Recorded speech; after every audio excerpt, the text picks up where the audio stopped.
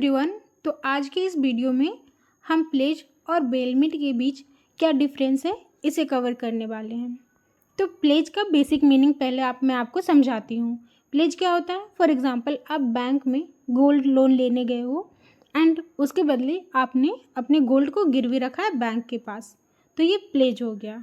Bailment क्या है कि आपने टेलर को अपना कपड़ा स्टिच करने के लिए दिया है या अपने फ्रेंड को अपना बाइक किसी स्पेशल पर्पज़ के लिए दिया, उसे मार्केट जाना था तो उसे दिया है, या आप अपने किसी फंक्शन में जा रहे हो, किसी रिश्तेदार के फंक्शन में, एंड उसके लिए आपने अपना कार को उन्हें दे दिया है कि आप कुछ टाइम के लिए इसका देखभाल करो, तो ये बेलमेंट हो गया।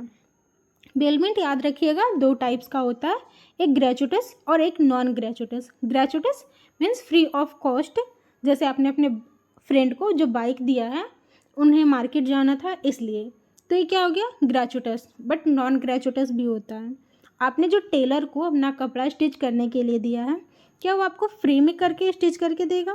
तो आंसर है नहीं, उसके लिए वो आपसे पेमेंट का डिमांड करेगा, तो ये नॉन ग्रेचुटस हुआ। तो ऑब्जेक्ट या ऑब्जेक्टिव क्या होता है प्लेज का? तो प्लेज में गुड्स को आप डिलीवर करते हो पावनी को, किस रूप में? तो एक सिक्योरिटी के रूप में। आपने जो डेट लिया है बैंक से गोल्ड लोन के बदले में, उसके बदले में जो आपने सिक्योरिटी रखा है गोल्ड को, वो हो गया प्लेज। बेलमेंट क्या है? तो यहाँ पे गुड्स को डिलीवर किया जाता है टेक केयर करने के लिए और मेंटेनेंस करने के लिए, किसी स्पेशल पर्पज़ के लिए। आपने अपने कार को जो अपने दोस्त को दिया कि कुछ टाइम के लिए आप इसका देख रेख करो, तो ये टेक केयर करने के लिए हो गया। आपने टेलर को जो अपना कपड़ा स्टिच करने के लिए दिया है, तो आपका स्पेशल पर्पज़ है, तो ये भी बेलमेंट हो गया। इंडियन कॉन्ट्रैक्ट एक्ट 1872 के सेक्शन 172 में बेलमेंट को डिफाइन किया गया है, प्लेज को डिफाइन किया गया है। एंड इंडियन कॉन्ट्रैक्ट एक्ट 1872 के सेक्शन 148 में बेलमेंट को डिफाइन किया गया है। पार्टीज कितने इन्वॉल्व होते हैं? तो प्लेज में दो पार्टीज इन्वॉल्व होता है। पाउनर कौन होता है? बोरोअर, मीन्स आप जो गोल्ड लोन लेने बैंक गए हो, एंड पावनी कौन हो गया? लेंडर, बैंक, जिन्होंने आपसे गोल्ड गिरवी के रूप में, प्लेज के रूप में रखवाकर आपको लोन प्रोवाइड किया है। बेलमेंट में भी दो पार्टीज होता है, बेलर एंड बेली। बेलर कौन होता है? तो गुड्स का ऑनर, आप बाइक का ऑनर हो, अपने फ्रेंड को दिया है तो आप ऑनर हो गए हो। एंड बेली कौन है? तो आपका फ्रेंड जो आपका बाइक लेके मार्केट गया है, कुछ टाइम के बाद वो आपको रिटर्न कर देगा, जिस पर्पज़ के लिए उसने लिया है वो फुलफिल होने के बाद, टेलर स्टिच करने के बाद आपको कपड़ा रिटर्न कर देगा। राइट टू यूज़, तो प्लेज में पावनी कौन है? पावनी लेंडर, ये बैंक है, तो क्या उसको राइट है कि आपने जो गोल्ड को गिरवी रखा है उसके बैंक में वो यूज़ कर सकता है? तो आंसर है नहीं, उसके पास ये राइट नहीं है, वो आपके गोल्ड को यूज़ नहीं कर सकता है। बट बेलमेंट में, तो बेलमेंट होता ही है गुड्स को यूज़ करने के लिए।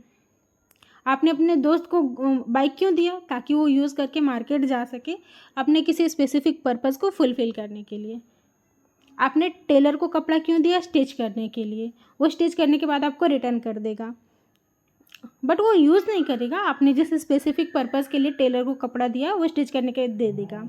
बट जनरली बेलमेंट क्यों होता है? यूज़ करने के लिए। इसमें कोई रिस्ट्रिक्शन नहीं होता है कि वो गुड्स को यूज़ नहीं कर सकता है। राइट टू सेल, तो क्या बैंक के पास ये राइट है कि आपने जो गोल्ड को गिरवे रखा है वो सेल कर सकता है? तो हाँ, वो सेल कर सकता है, बट कब?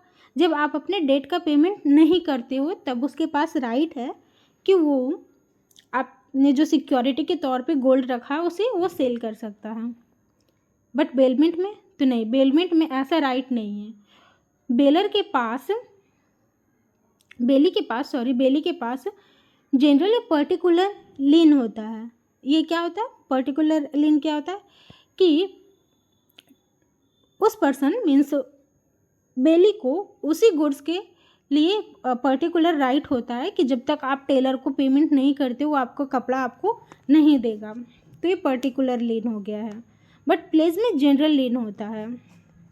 स्कोप का बात किया जाए तो pledge is a special type of bailment. Pledge क्या है? बेलमेंट का एक स्पेशल टाइप है, बट बेलमेंट का ब्रॉडर स्कोप होता है और ये हमेशा प्लेज को इन्वॉल्व नहीं करता है।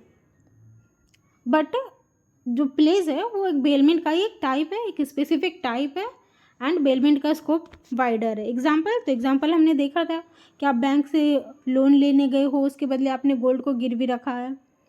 एंड बेलमेंट आपने ड्राई क्लीनर को या टेलर को अपना क्लोथ दिया है, तो ये बेलमेंट हो गया। Thank you for watching.